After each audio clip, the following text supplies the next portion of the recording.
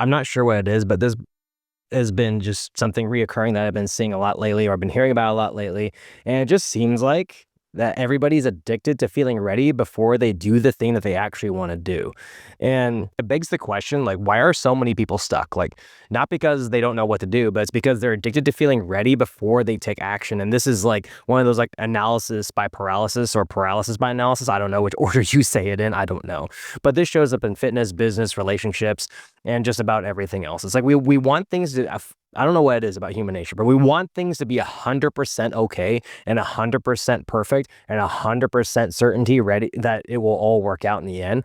And I saw a great clip the other day on the internet. I made a short video about it on Instagram, and it was about Steven Spielberg's mindset. So Matt Damon was being interviewed in talking about one of his first movies, which was Saving Private Ryan. He was still relatively unknown back then. And Matt Damon was asked, he was doing a scene between a couple guys, and then Spielberg decided to move on.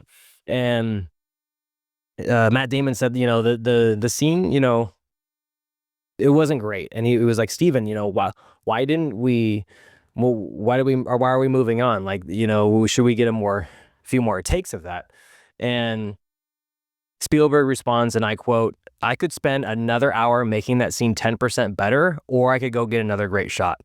I'm going to go get the shot." And the big lesson here that I'm just going to give to you right now is that don't sacrifice chasing progress for perfection, because momentum compounds and perfection stalls momentum. And I really had a problem with this, especially early on specifically when I was designing training programs, when I was a young coach, and I'd be like, I would just, go so deep into making sure that the program was perfect, or that my personal training session was mapped out perfectly, or that, like my entire session was just planned down to the T. And I wanted so much perfection that it actually held me back from actually making progress in other areas.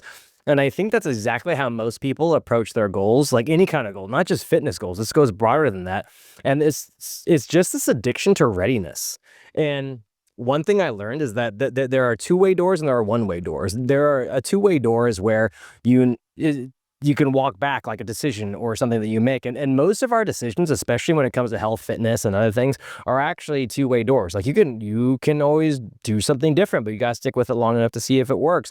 A one-way door is like selling your house, or, selling your business, or, doing something drastic along those lines. Like even then you can walk that back, but it'll take a lot of work to get it back.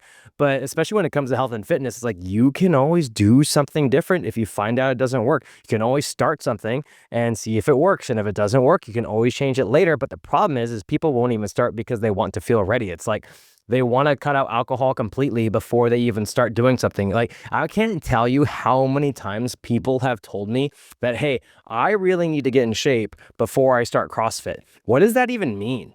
That's like saying I need to take a bath before I take a shower. It's like the whole point of starting a training program or a fitness program is to get in shape. And I think it's just because of this addiction to readiness. It's like we convince ourselves that we need to do one more thing before we do that.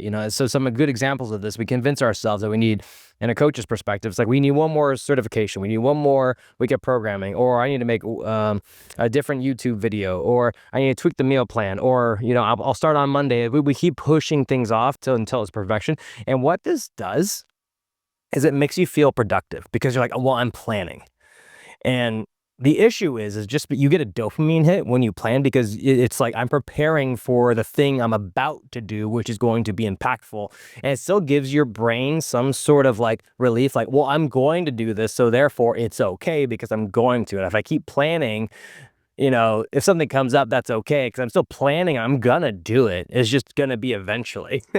But often it's fear wearing a mask of preparation. So you're really afraid of failing ultimately. And that's okay. It's like, guess what? Like, that's just kind of part of the process. And there's the Ark versus the Titanic. So amateurs built the Ark, professionals built the Titanic. And whether the quote is historically accurate, I'm not here to debate that. It's not really the point. The reminder is that preparation matters, but perfection doesn't guarantee success. And I think that is the main takeaway. If you take I can't even talk right now. If you take anything away from this podcast, it's that perfection doesn't guarantee success. So you might as well get started. And eventually you're going to have to leave the dock. And there's this this false belief that we believe that a little bit more preparation is going to protect us from failure. And if we just make the plan perfect, reality will cooperate with our intentions, right? Like it's just, but that's not how life works. If you can, I can't tell you how many times I've executed things perfectly. Or like a good example of this, the other day I made a video for Instagram. Like I really took my time. I color corrected it. I filtered it. I added the fancy captions. I got all these cool shots. I had really good audio. I actually used the mic I'm using now, and I slaved over a 30-second video because I thought it was going to be a killer video. Like the subject, I scripted it all out.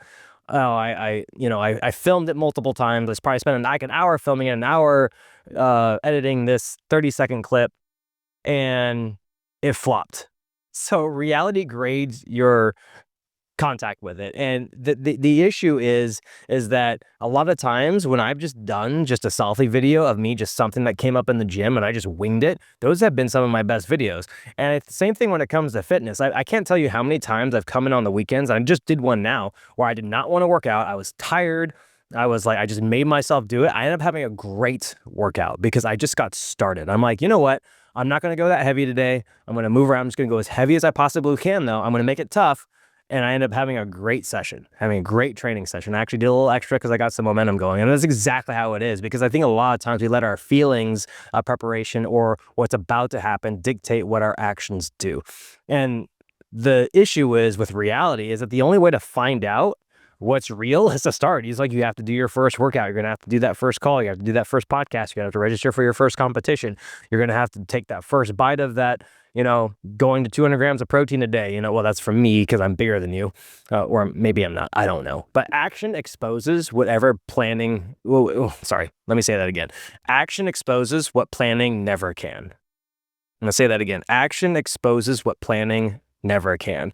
And this is why starting feels so bad, is because your first attempt is always going to feel worse than what you anticipate. Like sometimes it isn't, but a lot of times it is. It's like, oh man, like I really suck. And that's okay, because you'll notice weaknesses. Maybe you'll get tired faster. Maybe you'll make mistakes. You'll feel awkward. Who cares? And most people will say, and they'll convince themselves that they weren't ready, instead of thinking that now I know what I actually need to work on, because that you're going to get that feedback loop. The action is the only way to actually get a productive feedback loop from doing anything. And the breakdown is in the training plan. So this is the biggest mindset shift right here, is to don't avoid the breakdown, like look for it, because the breakdown is what answers the questions. Like what is missing, what habits need work, and what should I improve next? It's okay to have things go wrong, because that's going to give you feedback on what to work on. Because a lot of times when you start on something, you're not going to really know what the problem really is. And sometimes it exposes a totally different problem. You're like, oh man, I didn't even know that was an issue. And there's your roadmap for success right there. And how do we apply this to fitness? Well, at the end of the day, you need to stop waiting around until you're motivated. That's a big one. And I still struggle with that. I still battle with that, especially on the weekends when I work out by myself. And stop trying to build the perfect meal plan, because that 80% perfect meal plan that you do is going to beat the one that's a perfect meal plan that you quit after 2 weeks. And stop searching for the perfect workout, because really, in reality, there isn't one. And quite honestly, the majority of people in this world don't need a super advanced training program. They just need to work out more. They just need to lift weights. They need to do some aerobic work.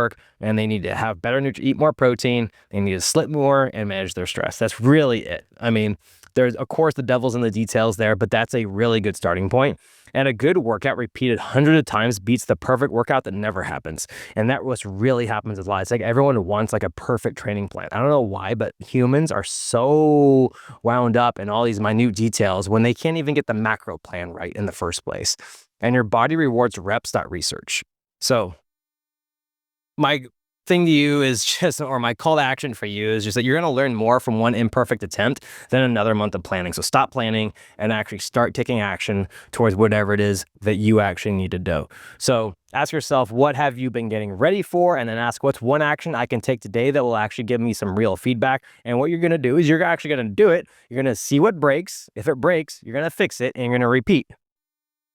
That's how the feedback works.